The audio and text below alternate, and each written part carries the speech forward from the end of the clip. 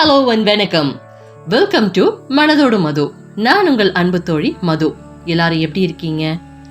இன்னைக்கு நான் உங்களுக்கு ஒரு சுவாரஸ்யமான சிறுகதை சொல்ல போறேன். யானையும் மூப்பனும். சில நாட்களுக்கு முன்னாடி ராணி வார இதழில் இது பரிசு பெற்ற ஒரு சிறுகதை படிச்சதுல எனக்கு ரொம்ப பிடிச்சிருந்தது. சரி, அதனால உங்களோட பகிர்ந்துக்கலாம் அப்படின்னு ஒரு ஐடியா வந்ததால இன்னைக்கு இந்த கதையை நான் உங்களுக்கு சொல்ல போறேன். எல்லாரும் கதை கேட்க ரெடியா இருக்கீங்களா? யானையும் மூப்பனும்.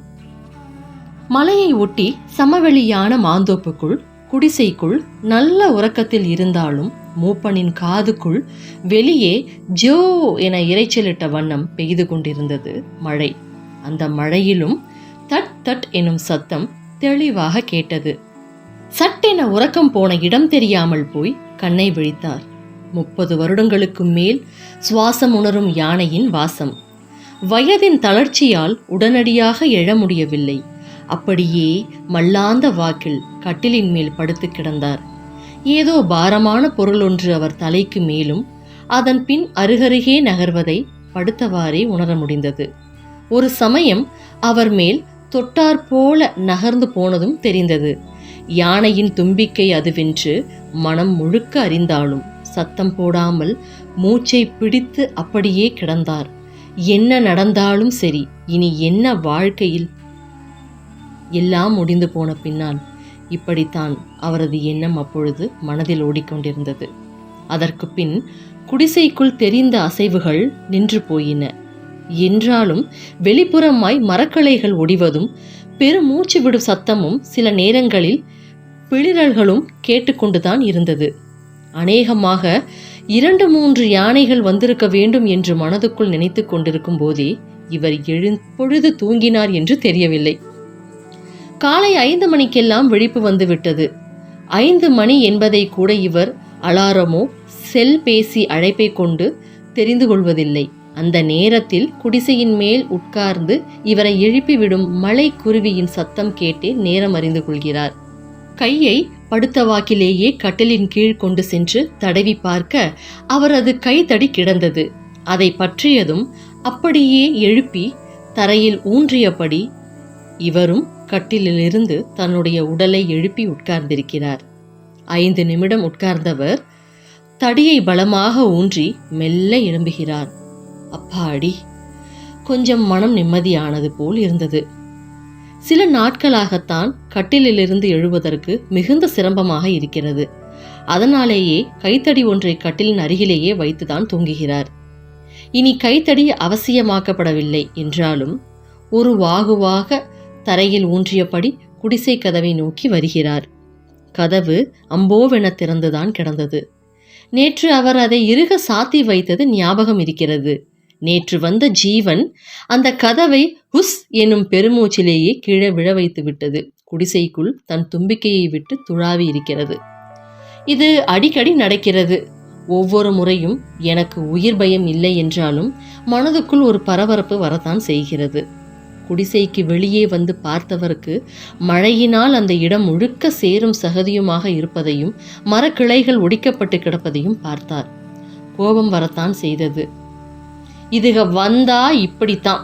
மரக்கிளைகளை இப்படி ஒடித்து போட்டுவிட்டு போயிருந்தவைகளை பார்த்தபடியே யானைகளை திட்டிக்கொண்டே மீண்டும் குடிசைக்குள் நுழைந்தார். குடிசை காலை ஒட்டியபடி ஒரு திண்டு போல கட்டியிருந்த சிமெண்ட் தளத்தில் கொஞ்சம் பாத்திரங்கள் அடுக்கி வைக்கப்பட்டிருந்தது. நல்ல வேளை நேற்று தும்பிக்கையால் துழாவிய நேரத்தில் இதன் மேல் பட்டிருந்தால் இந்நேரம் உடைந்து சாமான்களும் கீழே விழுந்திருக்கும். அதன் மேல் வைத்திருந்த ஸ்டவ் ஒன்றும் கீழே விழுந்திருக்கும். பெரிய ஆச்சரியம், இப்படி அடிக்கடி கூட்டமாய் வரும் யானைகள் இத்தனை வருடங்களாக தும்பிக்கையில் குடிசைக்குள் துழாவினாலும் ஒரு முறை கூட தன் மீதோ இந்த திட்டின் மீதோ பட்டதே இல்லை. ஸ்டவ்வில் கொஞ்சம் சுடுதண்ணீரை காய்ச்சி எடுத்து வெளியே வந்து ஓங்கரித்து வாயை கொப்பளித்து விட்டு மிச்சமிருந்த தண்ணீரை அப்படியே குடித்தார். இன்னும் 10-15 நிமிடங்களில் பேரனின் மகன் சின்னராசு சைக்கிளில் தாத்தனுக்கு சாப்பாடும் டீ தண்ணியும் கொண்டு வந்து விடுவான். அதுவரை அங்கங்கு கிடந்த மரக்களைகளை ஒதுக்கி போடுவதில் ஈடுபட ஆரம்பித்தார். தாத்தோ! தோப்பை தாண்டி ஒத்தையடி பாதையில் சைக்கிளை ஓட்டி வந்த சின்னராசு அங்கிருந்து கூவினான். மெதுவாடா! இவர் குரல் கொடுக்க கொடுக்க அவன் பக்கத்தில் சைக்கிளை கொண்டு வந்தவன் அவசரமாய் சாய்த்து நிறுத்தி விட்டு கொண்டு வீட்டுக்குள் சென்று உள்ளே பையை வைத்தான். அதன் பின் வெளியே வந்தவன் அங்கிருந்த அலங்கோலத்தை கண்டு, ஆனைக நேத்தும் வந்துடுச்சா? மாங்காயி காப்புக்கு நின்னா வராம என்ன பண்ணோம்? வந்து தொலையுதுங்க. இந்த கிளைக காடைகளை உடைச்சி பூவெல்லாம் கூட உதிர்ந்து போக வச்சிடுதுக. வருத்தமா சொன்னார் மூப்பன். சரி ஆயா, சித்த நேரத்துல வந்துடும். நான் ஸ்கூலுக்கு போகணும். நீ உள்ளார போய் டீயை குடிச்சிட்டு வந்துடு. நான் கிளம்பட்டா? பையன் பதிலை எதிர்பார்க்காமல் சைக்கிளை அழுத்தி அந்த தோப்பை தாண்டி அடுத்த வந்த வயல் தென்னந்தோப்பு வழியாக சைக்கிளை மிதித்து செல்வதை பெருமையுடன் பார்த்தார். என்ன துடி இந்த பையன்! இவன் அப்பனும் சரி அவன் அப்பனும் சரி இப்படித்தான் இருந்தாங்க. மகன் பேரனுக முகத்தை பார்த்துட்டு போய் சேர்ந்திருக்கலாம். அவன் மகனை கல்யாண கோலத்துல கூட பார்க்காம போய் சேர்ந்துட்டான். அவனை பெத்தனா இன்னும் இருக்கேன். இத்தனை வயசாகி அவருக்கு மகனை இழந்த துக்கம் மனசை அழுத்தியது. தூரத்தில் வருவது யாரு? கண்ணை சுருக்கி பார்க்க மருமவ வந்து கொண்டிருப்பது போல் தெரிந்தது. மருமவளுக்கும் வயசாகுது. என்ற பையனுக்கு இவ்வளவு பொண்ணெடுக்கும் போது 18 இருக்குமா? அதுக்கப்புறம் அவன் கூட 20 வருஷம் கொடுத்தன பண்ணியிருப்பாளா? என் பையன் காளையை பிடிச்சி கட்டுறேன்னு போய் அது என்ன கோவத்துல இருந்ததோ அவனை முட்டி கீழே தள்ளி அநியாயமா புருஷனை பறி கொடுத்துட்டா என் மருமவ. எப்படியோ பேரனை வழியாக்கி அவனுக்கும் ஒரு கல்யாணத்தை முடிச்சு 2 பசங்களை எடுக்க வச்சுட்டா, என் குலத்தை செழிக்க வச்சுட்டா. மனசுக்குள்ள மருமகளை பாராட்டி கொண்டிருந்தார் மாமனார். தோப்புக்குள் நுழைந்த மருமகள் கிளைகள் ஒடிக்கப்பட்டு கிடந்ததை, மாம்பிஞ்சுகளும் பூக்களும் சிதறி இருப்பதையும் பார்த்தவுடன், ராத்திரி ஆணைக வந்துடுச்சா? இப்படி அநியாயத்துக்கு பிச்சு எரிஞ்சிட்டு போயிருக்குதுங்களே. இருக்கட்டும் இருக்கட்டும், மவன் ஏதாவது வழி பண்றேன்னு சொல்லியிருக்கான், பார்த்துக்கலாம். மூப்பன் திடுக்கிட்டார்.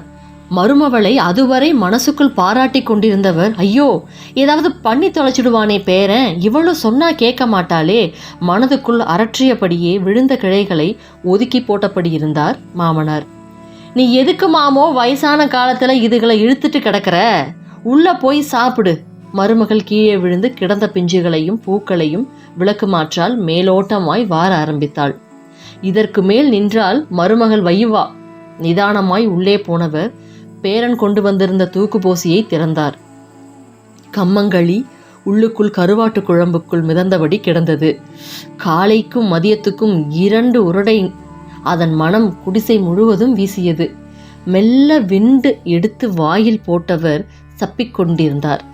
மவன் போயிட்டாலும் மருமவன் நம்ம வயிற்றுக்கு வஞ்சனை இல்லாம ஆக்கி கொடுத்துடுறா.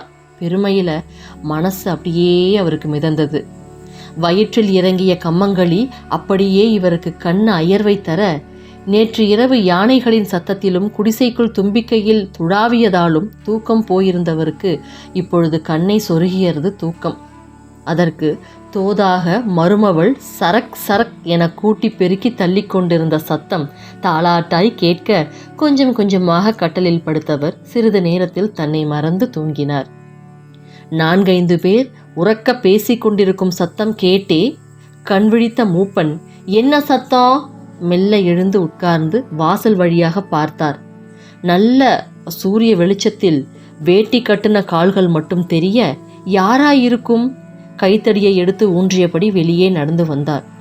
பேசிக்கொண்டிருந்த 4வரில் ஒருவன் இவர் வரும் சத்தம் கேட்டு திரும்பி பார்த்தவன், என்ன மூப்பு, ராத்திரி ஒரே கரைச்சலா?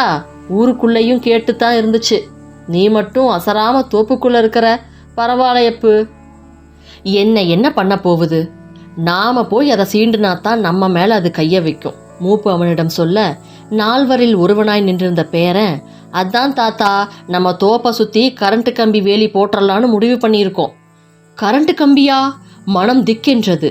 வேணாமுடா சின்னா, நாம மலை அடிவாரத்துல தோப்பை வச்சுட்டு அது வருதுன்னு சொல்றது தப்பு.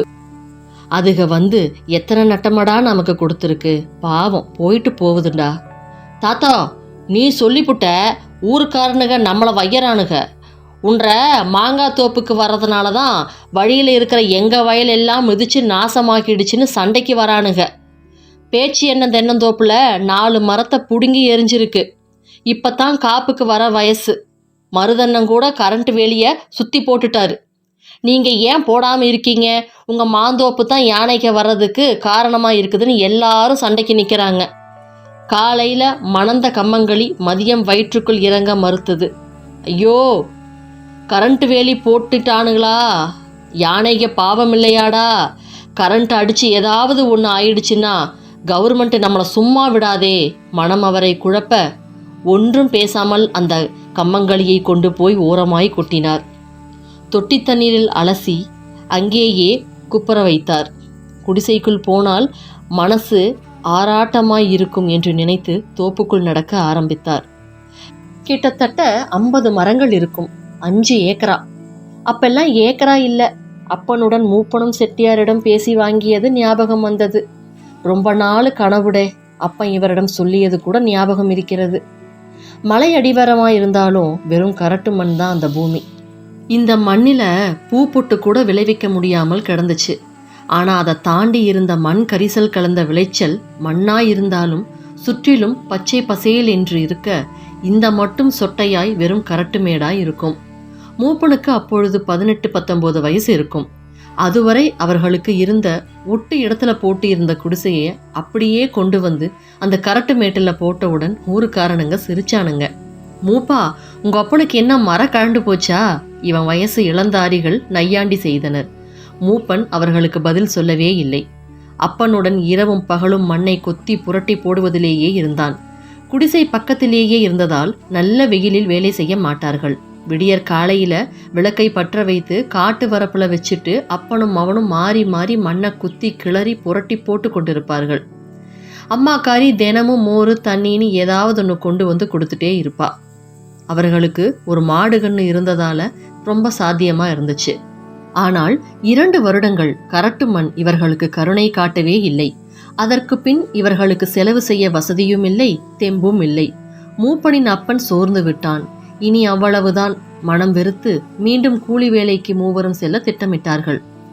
உறவு முறைக்காரன் மூப்பன் வீட்டுக்கு வந்தவன் மூப்பனுக்கு ஒரு கல்யாணத்தை பண்ணி வைக்கலாம் யோசனை சொன்னான். மூப்பனின் அப்பனுக்கு கோபம் வந்து அவனை திட்ட ஆரம்பித்தான். பொண்ணுக்கு 13-14 வயசு இருக்கும். நமக்கு ரொம்ப தெரிஞ்ச குடும்பம். இந்த கல்யாணத்தை வச்சு ஏதாவது வந்துச்சுன்னா நீ மேற்கொண்டு மாடு கன்று வாங்கி பொழைச்சிக்கலாம்னு சொன்னேன். வேற என்ன உங்ககிட்ட சொல்கிறேன்? இது கூட நல்ல யோசனையாப்படுதே. மூப்பனுக்கு கல்யாணமாகி 4-5 மாதங்கள் ஓடிருச்சு. மூப்பனின் மாமனார் ஒரு நாள் வீட்டுக்கு வந்தவன் மூப்பனின் அப்பனிடம், ஏமச்சான், பூமியை இப்படி கொத்தி கிளறி பூரா பண்ணையும் பண்ணுறதுக்கு தோப்பு பண்ணி விட்டுடுங்களேன். அதுவும் நான் எங்கள் ஊரில் இருந்து நல்ல மாங்கன்றுகளை கொண்டு வந்து தரேன். எப்படி பண்ணை போடணும்னு சொல்லித்தரேன். நம்ம வீட்டில் 4 மரம் இருக்குது. அதனால் என் பொண்ணுக்கு இதை பற்றி வளர்க்கறத நல்லாவே தெரியும். என்ன சொல்கிறீங்க? இதுவும் சரியான யோசனையாய்ப்பட மறுவாரமே சம்மந்தி நல்ல மாங்கன்றுகளை கொண்டு வந்து கொடுத்தார். நல்ல இடைவெளி விட்டு மாங்கன்றுகள் நட்டப்பட்டன. ஒவ்வொரு கண்ணையும் சொந்த பிள்ளையாய் பார்த்து பார்த்து வளர்த்தனர். நால்வரும் விடியலில் மூப்பனின் அப்பனும் அம்மாளும் தொலைதூரம் சென்று தண்ணீர் கொண்டு வந்து ஊற்றினார்கள். மூப்பனும் அவன் மனைவியும் அக்கம் பக்கம் தோட்டத்துக்கு கூலி வேலைக்கு போய்விட்டு வந்து இரவுக்குள் எல்லா கண்ணுகளுக்கும் தண்ணீர் கொண்டு வந்து ஊற்றி அதை நன்கு வளர்க்க செய்தார்கள். நட்டு வைத்த மரங்கன்றுகள் சோடை போகாமல் இளம் பச்சை துளிர்கள் விட்டபோது இவர்கள் குடும்பமே சந்தோஷத்தில் மிதந்தது. வருடங்கள் ஓடிப்போச்சு. மூப்பனின் வீட்டிலும் மரணம் என்னும் நிகழ்வு வரிசையாய் அப்பனையும் அம்மாளையும் அழைக்க ஒவ்வொருவரையும் இந்த நிலத்து ஓரத்துகளிலேயே அடக்கம் செய்து விட்டான் மூப்பன். மூப்பனுடைய பையன் வளர்ந்து வாலிபமாகி நிற்கிறான். பையனுக்கும் ஊருக்குள்ளே பொண்ணு பார்த்து கல்யாணம் முடிச்சு இந்த குடிசையில் 2-3 மாதம் இருக்க பார்த்தான். அப்புறமா என்ன நினச்சானோ, பையன் ஊருக்குள்ளே குடியிருக்கிறேன், நான் இங்கே இருக்க மாட்டேன் அப்படின்னு சொல்லிட்டு போயிட்டான். சங்கடப்படாத மூப்பனும் அவன் பொஞ்சாதியும் மகனை ஊருக்குள்ளே குடி வைத்து விட்டு தோப்புக்குள்ளேயே வசித்தார்கள். அதுக்குள்ள தோப்பு முழுக்க மாங்கன்றுகள் நல்லா வளர்ந்து காய்ப்புக்கு தயாராக ஆரம்பிச்சிருந்தது. மூப்பனோட கிரகசாரமோ என்னமோ ஊருக்குள்ளே குடியிருந்த மகனை மாடு முட்டி விழுந்துட்டான்னு அடிச்சு பிடிச்சு ஆஸ்பத்திரிக்கு போகிறதுக்குள்ள உன் பையன் போய் சேர்ந்துட்டாப்பான்னு சொல்ல கூட போனவங்களை பார்த்து டாக்டர் ரொம்ப வேதனையோட சொல்லிட்டு இருந்தாரு. ஐயோ மகனே, போயிட்டியா? அழுது பிடிச்சி என்ன செய்ய? இனி என் வாழ்க்கை என்ன ஆகிறது? அவனை நம்பி இருக்கிற பொண்டாட்டி பிள்ளைக என்ன ஆகிறது என்று அழுது துடித்த மூப்பன் தன் மகனை கொண்டு வந்து இந்த தோப்புக்குள்ளே அடக்கம் செய்தார். மகனை புதைச்ச இடத்தையே தினம் தினம் பார்த்து பார்த்து மூப்பனின் பொஞ்சாதி மகன் ஏக்கத்திலேயே போய் சேர்ந்துட்டா. ஏகாந்தமான வாழ்க்கை மூப்பனை கிழட்டுத்தன்மை கொண்டு வர வைத்து விட்டது. தோப்புக்குள் குடிசைக்குள்ளே முடக்கி வைத்து விட்டது. ஆனால் இவனுடைய மாந்தோப்பு மரங்கள் பூ பூத்து காய்த்து பழுத்து நல்ல விலையையும் சந்தைக்குள் இவனுக்கு வருட வருடமாக கொடுத்து கொண்டே இருந்துச்சு. மகம் போய் சேர்ந்துட்டாலும் அவன் குடும்பத்துக்கு நல்ல வருமானத்தை இந்த தோப்பு கொடுத்துட்டு தான் இருந்தது. மூப்பன் அந்த கணக்கு வழக்கு எதுவும் பார்க்கறதில்ல. எல்லாம் மருமவ தான். அவளுக்கு துணையாய் அவளோட மூத்த மருமகளும் வந்து விட்டா. வருஷம் வருஷம் தோப்புல காய்ச்சி தொங்குற மாங்காய்கள் பழுக்க ஆரம்பிச்சதுன்னா அதோட மனமும் சுவையும் மலைமேல் இருந்து யானை கூட்டங்களை இங்கு தேடி வர வச்சுது. யானை கூட்டங்கள் முதல்ல காய்த்த பின் போதுதான் இந்த தோப்புக்குள் புகுந்தது. இதை பார்த்த மூப்பன் என்ன செய்வது என்று திகைத்து நின்றான். இப்பொழுதுதான் முதலாய் காய்ப்பையே பார்க்கிறான். அதற்குள் யானை அட்டகாசம் செய்யுதேன்னு அழுகிறான். ஆனா தெய்வாதீனமா பெரிய அளவு நட்டம் இவனுக்கு தரவில்லை. ஒரு முறையோ 2 முறையோ தான் அதுக தோப்புக்குள்ள வந்துச்சு. யானை ருசிச்ச பழம் பேர் வாங்கி இன்னும் கிராக்கி அதிகமாயிடுச்சு. இதனால யானை வரவை அவன் ரொம்ப பெருசா எடுத்துக்கல. ஆனா இன்னைக்கு அதுவே அவனுக்கு பெரிய சிக்கலா நிக்குது. 2 நாட்களாக தோப்புக்குள் யார் யாரோ வரவும் போகவும் இருப்பதை குடிசை வாசலில் உட்கார்ந்தவாறே பார்த்து கொண்டிருக்கிறான் மூப்பன். நாளையோ மறுநாளோ கரண்ட் கொடுத்து விடலாம் என்பதையும் கேட்டுக்கொண்டிருந்தான். இரவு தூக்கம் வராமல் புரண்டு புரண்டு படுத்தவனுக்கு தட் தட் என்னும் சில அதிர்வுகள் சத்தம் கேட்டவுடன் நிமிர்ந்து உட்கார்ந்தான். நல்ல இருள். காலடியோசை திம் திம் கூர்ந்து கேட்கிறான் மூப்பன். 1 2 3 4 டேயப்பா, நிறைய வந்திருக்கும் போல. திடீரென்று ஒரு பிளிரல். இத்தனை வருடங்களாக தோப்புக்குள் நுழையும் போது அது தரும் பிளிரல்களை கேட்டிருக்கிறான். ஆனால் இந்த பிளிரல் சத்தம் மூப்பனை உறைய செய்தது. நிச்சயம் கோபமான பிளிரல் தான் இது. முடிவு செய்தவன் இனி அவ்வளவுதானோ? அப்படியே கட்டிலில் படுத்து கொண்டவர் நல்லபடியாக கொண்டு போய் சேர்த்துடு அப்பா என்று வேண்டியபடியே அப்படியே கிடந்தான். மரக்கிளைகள் சட சடவென உடையும் சத்தம், பெருமூச்சு நகரும் ஓசை, திடீரென மூடி வைத்த கதவு தடக்கென கீழே விழும் சத்தம். யானை தும்பிக்கையை நீட்டிவிட்டது. கடவுளே, நான் மனதார உனக்கு ஆபத்தை கொடுக்க நினைக்கவில்லை. வேண்டியபடியே கிடந்தான். உஸ் உஸ். தும்பிக்கை அவர் தலைக்கு மேல் அங்கும் இங்கும் அலைவதை அவரால் உணர முடிந்தது.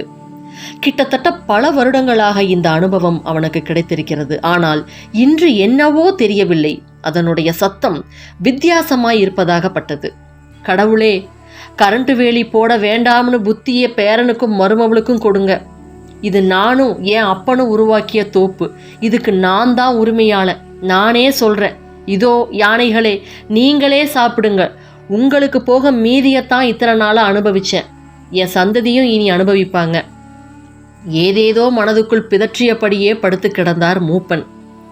அவன் மீது திடீரென்று கிட்டத்தட்ட 100 கிலோ எடையொன்று தொப்பென்று மார்பின் மீது விழ உடல் இரு குலுங்கி நின்று போனது. மறுநாள் ஊரே ஒரு கலவரமாக இருந்தது. யானை ஒன்று எங்கோ வைத்த மின்சார வேலியில் மாட்டிக்கொண்டு மரணித்து கிடந்தது. சற்று தொலைவில் யானை கூட்டம் ஒன்று இறந்த யானையை சுற்றி நின்ற மனித கூட்டங்களை வன்மத்துடன் பார்த்து கொண்டிருந்தன. அந்த தோட்டத்துக்காரரை காவல்துறையும் வனத்துறையும் அழைத்து கேள்வி மேல் கேள்வி கேட்டு துன்பப்படுத்தி கொண்டிருந்ததை பார்த்த மூப்பனின் மருமவ, வேணாமுடா சின்னா, நமக்கு எதுக்கு அந்த பாவம், நம்ம ஒன்றும் கெட்டு போயிடலையே, பேசாம இந்த வேலி போடுற வேலையை ஒன்றும் வேணாம் பாரு, சும்மா விட்டுருந்தா மருதண்ண வேலியை போட்டு அவர் நேரம் பார்த்தையா, யானை இங்கே வந்து சாகணும்னு எழுதியிருக்கு. அவரு நல்லவர் தான், ஆனால் இப்போ போலீஸு கேஸு அது இதுன்னு தேவையில்லாத விஷயம் இல்லையா? ஆயா பேசுவதை கேட்டுக்கொண்டிருந்த பேரன் ராசுக்குட்டி, மூப்பைய தாத்தா கிட்ட இதை போய் சொல்லிட்டு வந்துடலாம் என்று சைக்கிளை எடுத்து வேகமாக விரைந்து வந்து கொண்டிருந்தான். அவனுக்கு தெரியாது, 2 பிராணிகளும் இந்த பூமியில் வாழ்க்கையை முடித்து கொண்டார்கள் என்று. குடிசையில் மனித பிராணியான மூப்பனும், மூப்பனை முடித்த விலங்கு பிராணியான யானை அந்த மின்வேலியிலும். கனத்த இதயங்களுடன் உங்கள் மது. மீண்டும் அடுத்த கதையில் சந்திக்கிறேன். நன்றி, வணக்கம்.